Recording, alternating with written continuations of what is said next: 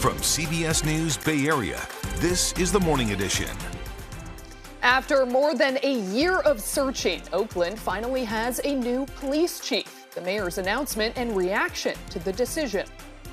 New chief, we welcome you to the city of Oakland. At this point, all we can do is be optimistic.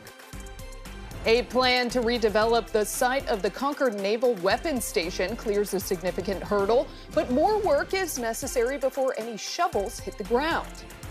And a popular cafe in Fremont quickly reopens after being hit by burglars one day earlier. Now it may be attracting even more customers than before.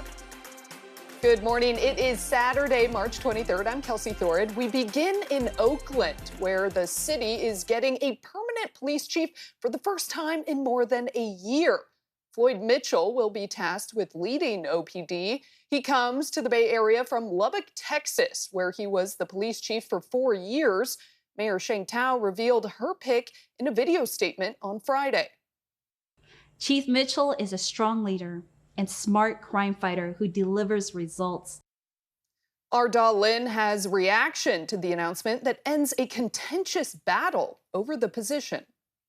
The mayor says Chief Floyd Mitchell will start in late April, early May.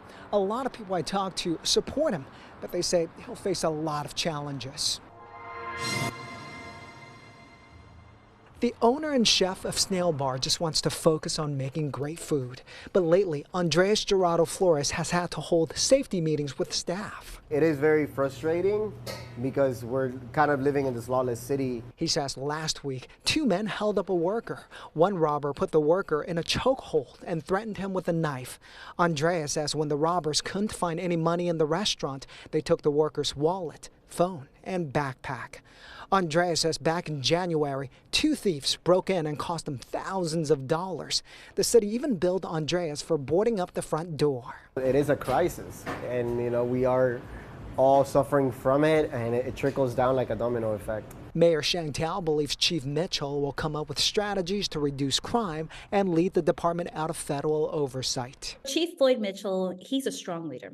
And he's very smart on crime fighting, but most importantly, he can deliver results. Chief Mitchell worked at the Kansas City Police Department for about 25 years and more recently served as a chief in Lubbock and Temple, Texas. When he was actually in Temple and Lubbock as the chiefs in both of those cities, we saw that under his leadership, that overall crime did decrease and police response times did improve. Pamela Drake has been following Oakland politics for 4 decades. She hopes the new chief can focus more on community policing and crime prevention. I am glad this time it's an outsider.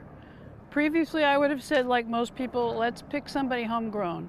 But it sort of showed that it's really tough to be a chief of people that you were comrades with for so long. New chief, we welcome you to the city of Oakland. While Bishop Bob Jackson of Axville Gospel Church was hoping for an internal hire, he welcomes and is ready to support the new chief. Not knowing the city, not knowing the culture, not knowing the community, not knowing the politicians either. I mean, this guy is really in for a big shock and a big surprise. Supporters like Andre say they hope this is a turning point for Oakland. At this point, all we can do is be optimistic. The chief will meet with the press sometime next week to answer some questions. He says one of the first things he wants to do is meet with community members before coming up with crime-fighting strategies.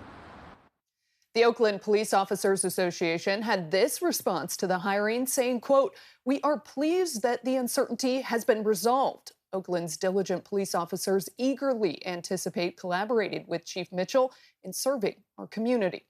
And former police chief LaRon Armstrong, who was fighting to get his job back, said this, quote, "This is my hometown. I want everyone to be safe and will do everything in my power now as a private citizen to assist in that goal." We have more reaction to the appointment of the new Oakland police chief on KPIX.com. Okay, Saturday morning, and we're just about halfway through the first alert that we've got issued, which is going to go through tomorrow on Sunday. Here's one of the main reasons for today. This is the forecast put up by the Storm Prediction Center. Everywhere shaded in light green on here, which, hello, that's us, falls under about a 10 to 20% chance for an isolated thunderstorm today. So when we look at the future cast going forward, there's not a lot of action on here through the morning, maybe an isolated shower or two, but you're going to see the picture change quite noticeably in regards to today, once we get to the later hours, take a look at the 7 o'clock hour tonight, and now we start to see a more widespread area. So the first alert status for Saturday primarily is for this evening, when we see a more widespread crop of showers with the possibility for thunderstorms. But we're not done. There's more to go on Sunday, and we need to talk about snow in the Sierra. I'll see you with the full forecast in just a few minutes. Governor Gavin Newsom is expanding emergency storm declarations throughout the state as many counties are still recovering from last month's severe weather. 11 additional counties were declared under a storm state of emergency, including Alameda, Monterey, San Francisco, Santa Cruz, and Sonoma. The governor also requested the White House declare several other counties a presidential major disaster. Concord city officials have approved a $6 billion plan to redevelop the former naval weapons station.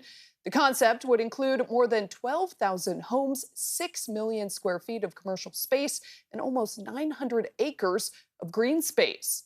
The Naval Weapons Station site is just off of Willow Pass Road. Concord has been trying to develop the land for years. The city has already cut ties with 2 previous developers. And this is far from a done deal. The developer, Brookfield Properties, now has up to 4 years to finish a logistical checklist. The Navy is still responsible for cleaning up toxic chemicals that leaked into the ground. And even then, the project will be built in 5 phases spread over 40 years.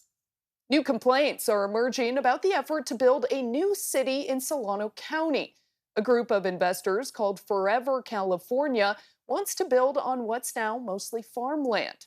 Voters would need to allow them to bypass protections that prevent agricultural land from being turned into urban space. The county says it has received multiple complaints about deceptive tactics from petition gatherers seeking to put the issue on the ballot. In a statement, the mayor of Fairfield said, quote, "Residents have contacted me about the petitioners harassing them and lying about the petition. These petitioners regularly stand outside grocery and retail stores and are generally paid for each signature collected."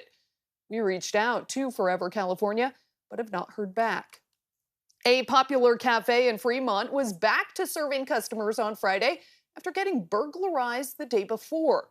Skillet's Cafe is on Niles Boulevard, and people tell us it has lines that spill out onto the streets. And the family who owns it has a great relationship with customers. Skillet's shared this video on Facebook saying, quote, "They took everything we worked so hard for. We all work 7 days a week, doubles, and they took it all. Please help us find who did it." The restaurant posted that they are open and asked for support, so we stopped by and found it bustling.